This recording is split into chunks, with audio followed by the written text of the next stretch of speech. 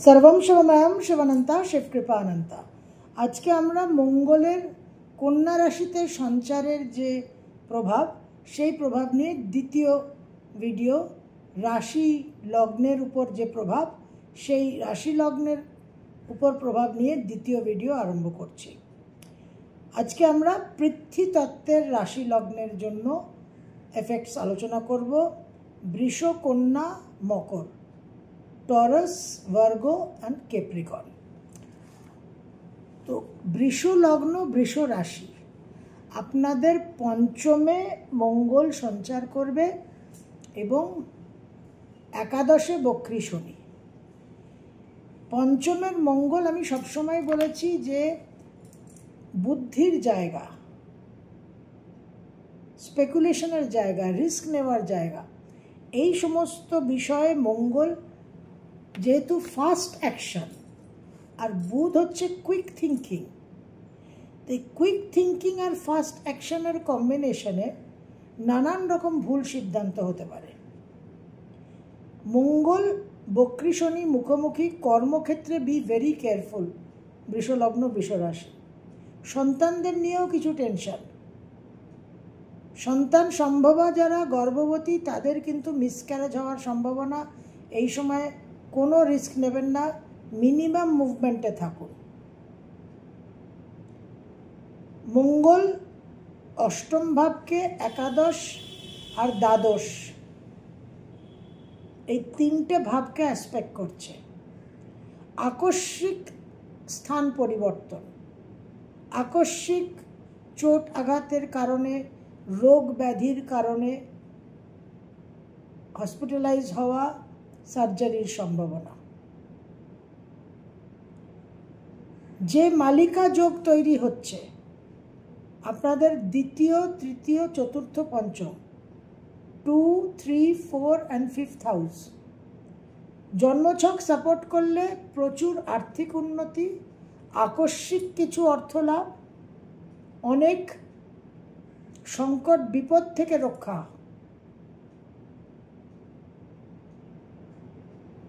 সন্তানের বিশেষ কৃতিত্ব লাভ, সন্তানের জীবনে একটা আমূল পরিবর্তন, হাজব্যান্ড বা ওয়াইফের কিছু ফিনান্সিয়াল গেইনস। কিন্তু পঞ্চমের মঙ্গলের উপর সবসময় খেয়াল রাখতে হবে, পঞ্চমপতি বুধ বক্রগতিতে থাকছে 10th অগস্ট অবধি, তারপর 4th-এ ট্রানজিট করবে, নোডাল অ্যাক্সিসের সাউথ নোড কেতুর সঙ্গে যুক্ত হবে। সুতরাং এই মঙ্গলের কন্যা রাশিতে ট্রানজিটের যে প্রভাব, সেই প্রভাব ডিপোজিটার লর্ডের উপর প্রচুর নির্ভর করছে। সবসময় ডিপোজিটার লর্ডের একটা খুব গুরুত্বপূর্ণ ভূমিকা থাকে, এই ক্ষেত্রে আরও অনেক বেশি। একটা গৃহ থেকে দূরে যাওয়া, বিদেশ যাওয়া,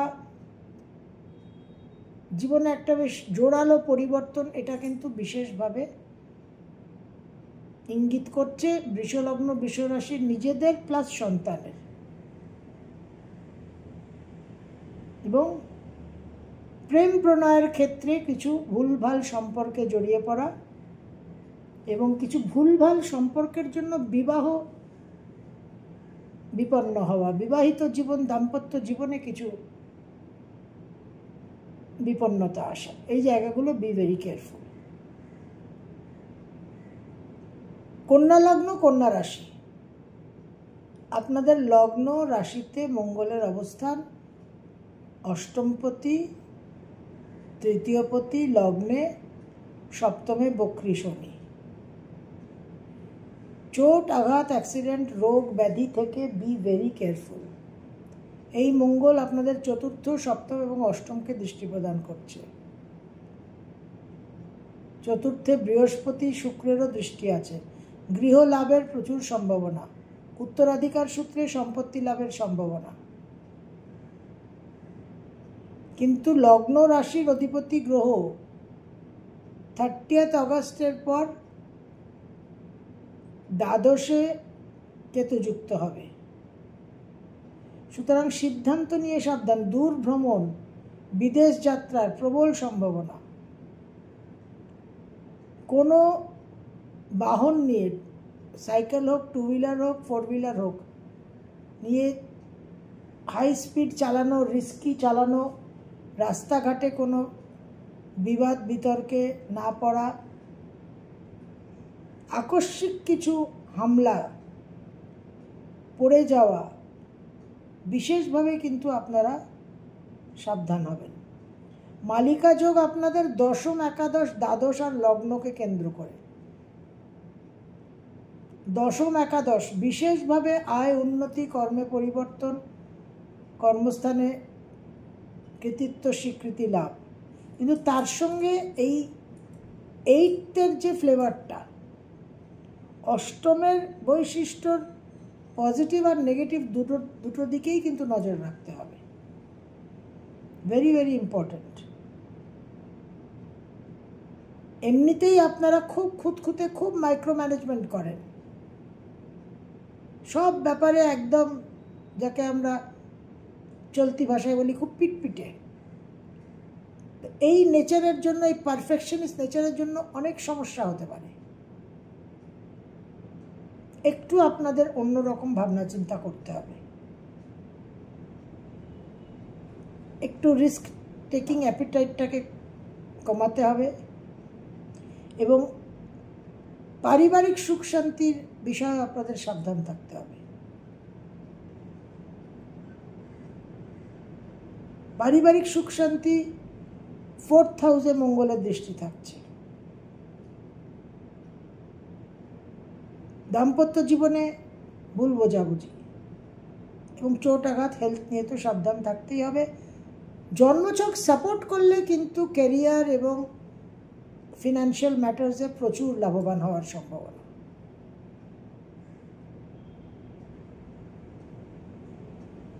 মকর লগ্ন, মকর রাশি, আপনাদের 9th হাউসে 4th আর 11th লর্ড ট্রানজিট করছে। সুতরাং আয় উন্নতি, গৃহপ্রাপ্তি, গৃহক্রয়, এই সব বিষয়গুলো কিন্তু অ্যাক্টিভ হচ্ছে। কিন্তু ডিপোজিটার লর্ড বুধ সপ্তমে বক্রী থাকছে, আর তারপর অষ্টমে কেতু যুক্ত হচ্ছে। জন্মছক সাপোর্ট করলে হিউজ আনএক্সপেক্টেড গেইনস, বাবার জন্য কিছু আর্থিক উন্নতির যোগ দেখা যাচ্ছে, গৃহ লাভের সম্ভাবনা,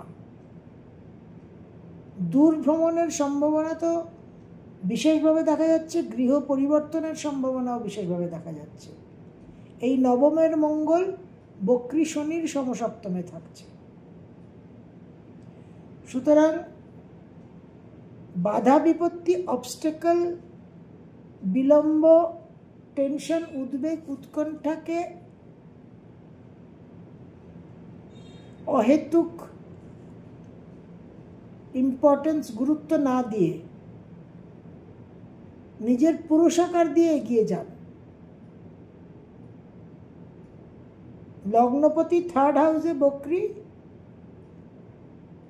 3rd-এর কারক 3rd-কে দৃষ্টি প্রদান করছে। এই সময় প্রচুর বীজ বপন করুন, চাষ করুন, ফসল পাবেন পরে। আর এই বক্রী শনি আর মঙ্গল মুখোমুখি, এই সময় 2nd আর 11th লর্ড 3rd আর 9th-এ কানেক্টেড হচ্ছে। এই সময় আপনারা যে শনির শিক্ষাগুলোকে গ্রহণ করবেন, তার মাধ্যমে কিন্তু প্রভূত উন্নতির এবং আর্থিক প্রাপ্তির যোগ। 2nd আর 11th কানেক্টেড হচ্ছে, এটা মহালক্ষ্মী যোগ। এবং তার সঙ্গে আপনাদের 6th হাউসে গজলক্ষ্মী রাজযোগ সংগঠিত হয়ে আছে। মালিকা যোগ আপনাদের 6th, 7th, 8th আর 9th।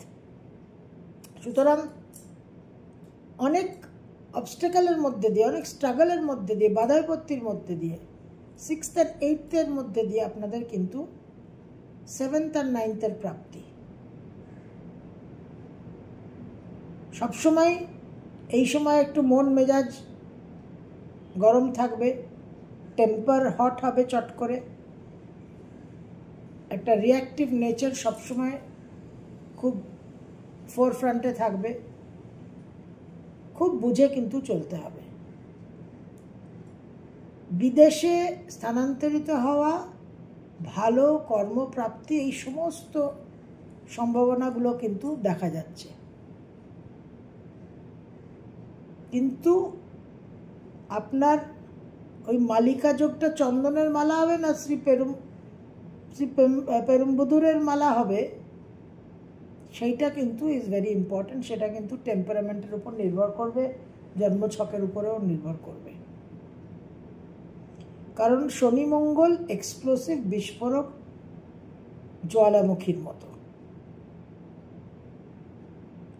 তো তার সঠিক পজিটিভ অভিব্যক্তিটা ইজ ইম্পর্টেন্ট। তার জন্য অনেক অগ্নি পরীক্ষা দিতে হবে।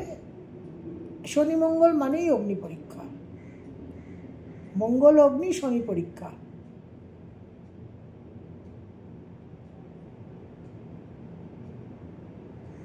সেই লিটমাস টেস্ট। তো আশা করব এটা আপনারা সঠিকভাবে, মকর লগ্ন, মকর রাশি, আপনাদের মধ্যে প্রচুর ধৈর্য আছে, প্রচুর টেনাসিটি আছে।